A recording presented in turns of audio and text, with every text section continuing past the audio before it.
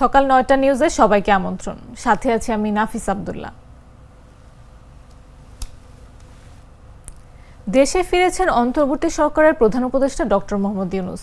Vatican সিটির Saint Peter স্কয়ারে pope ফ্রান্সিসের শেষকৃত্যে অংশগ্রহণ শেষে আজ সোমবার ভোর ৩টায় তিনি দেশে পৌঁছান। প্রধান উপদেষ্টার সিনিয়র সহকারী সচিব ফয়েজ আহমদ এই তথ্য জানান। কাতারের দোহায় আর্থনা সম্মেলনে যোগদানের উদ্দেশ্যে ২১ এপ্রিল তিনি ঢাকা ত্যাগ করেন। দোহায় ৪ দিনের সফর শেষে তিনি পোপ ফ্রান্সিসের শেষকৃত্যে যোগদানের উদ্দেশ্যে ইতালিতে যান। শনিবার ভ্যাটিকান সিটিতে পোপের শেষকৃত্যে যোগদান শেষে রোববার ইতালির রোম থেকে দেশের উদ্দেশ্যে রওনা হয়ে সোমবার ভোরে দেশে ফেরেন।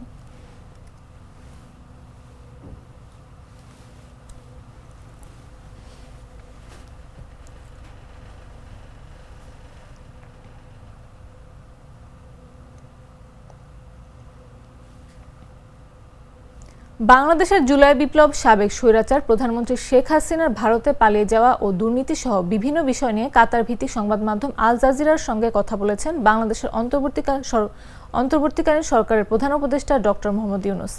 Mohammad Yunus real reform or just a new ruling class in Bangladesh শিরোনামে সাক্ষাৎকারটি রোববার আল জাজিরার ওয়েবসাইটে প্রকাশ করা হয়।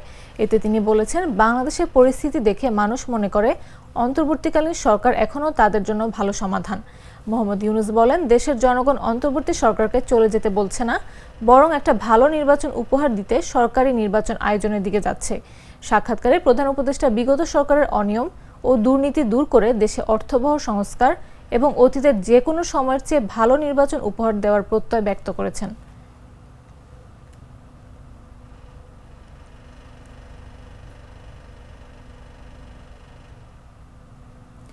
অবশেষে বিএনপি প্রার্থী মোহাম্মদ ইশরাক হোসেনকে ঢাকা দক্ষিণ সিটি কর্পোরেশনের মেয়র ঘোষণা করে গেজেট প্রকাশ করেছে নির্বাচন কমিশন। রোববার ইসি সচিব আক্তার আহমেদ গণমাধ্যমকে এই তথ্য নিশ্চিত করেছেন। ঢাকা দক্ষিণ সিটির ২০২০ সালের নির্বাচনে ফজলে নূর তাপসকে বিজয়ী ঘোষণা করা হয়েছিল। গত ২৭ মার্চ সেই ফল বাতিল করে বিএনপি নেতা ইশরাক হোসেনকে মেয়র ঘোষণা করে রায় দেন ঢাকার নির্বাচনী ট্রাইব্যুনাল। এর আগে মেয়র হিসেবে ইশরাক হোসেনের নামে গেজেট প্রকাশে আইন মন্ত্রণালয়ের মতামত জানতে চায় নির্বাচন কমিশন।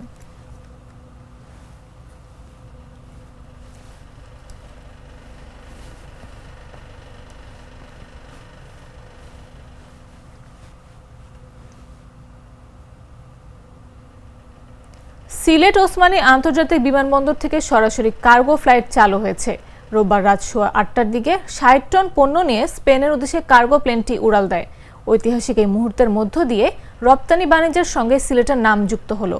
এই সঙ্গে ঢাকার বাইরে থেকে এটাই প্রথম আন্তর্জাতিকভাবে কার্গো ফ্লাইট চালু।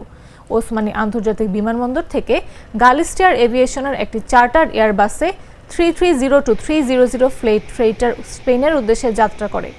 স্পেনের বিখ্যাত ফ্যাশন ব্র্যান্ড প্রতিষ্ঠান ইন্ডিটেক্সের জন্য ফ্লাইটটিতে প্রায় ৬০ টন তৈরি পোশাক পরিবহন করা হয়েছে। উদ্বোধনী ফ্লাইটে কার্গো ও গ্রাউন্ড হ্যান্ডলিং সেবা দিয়েছে বিমান বাংলাদেশ এয়ারলাইন্স। সন্ধ্যায় ফ্লাইট উদ্বোধন করেন বেসামরিক বিমান চলাচল ও পর্যটন উপদেষ্টা শেখ বশির উদ্দিন।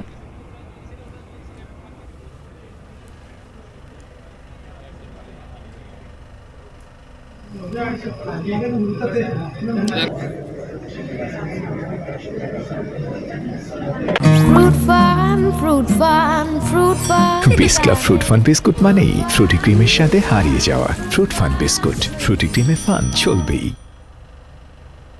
জানাবো আন্তর্জাতিক সংবাদ।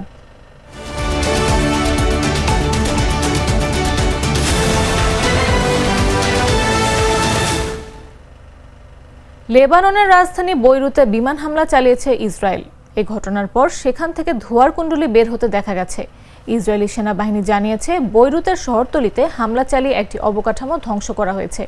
লেবাননের ইরানি দূতাবাস এই ইসরায়েলি হামলার নিন্দা জানিয়েছে এবং বলেছে, এই হামলার মাধ্যমে ইসরায়েলের আগ্রাসন, অপরাধ এবং সন্ত্রাসের চরিত্র ফুটে উঠেছে।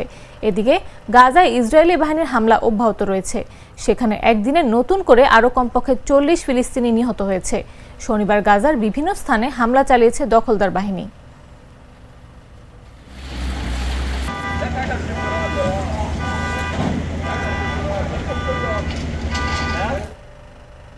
চীনের পররাষ্ট্রমন্ত্রী ওয়াং ই পাকিস্তানের পররাষ্ট্রমন্ত্রী মোহাম্মদ ইশাক দারের সঙ্গে ফোনে কথা বলেছেন।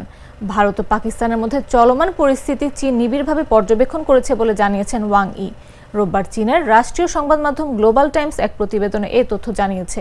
চীনের পররাষ্ট্রমন্ত্রী দার্কে বলেছেন, জম্মু ও কাশ্মীরের পেহেলগামে পর্যটকদের ওপর হামলার ঘটনার নিরপেক্ষ তদন্তকে সমর্থন করে চীন। ওয়াং আরও বলেছেন, চীন আশা করে যে উভয় পক্ষই সংযম প্রদর্শন করবে, একে অপরের দিকে এগিয়ে আসবে এবং উত্তেজনা কমাতে কাজ করবে। এদিকে ভারত সরকার ঘোষিত সময়সীমার মধ্যে 272 জন পাকিস্তানি নাগরিক গত 2 দিনে আত্তারি ওয়াঘা সীমান্ত দিয়ে নিজ দেশে পৌঁছেছেন। এদিকে একই সময় পাকিস্তান থেকে ভারতে ফিরেছেন 629 জন ভারতীয় নাগরিক, যাদের মধ্যে 13 জন ছিলেন কূটনৈতিক এবং সরকারি কর্মকর্তা।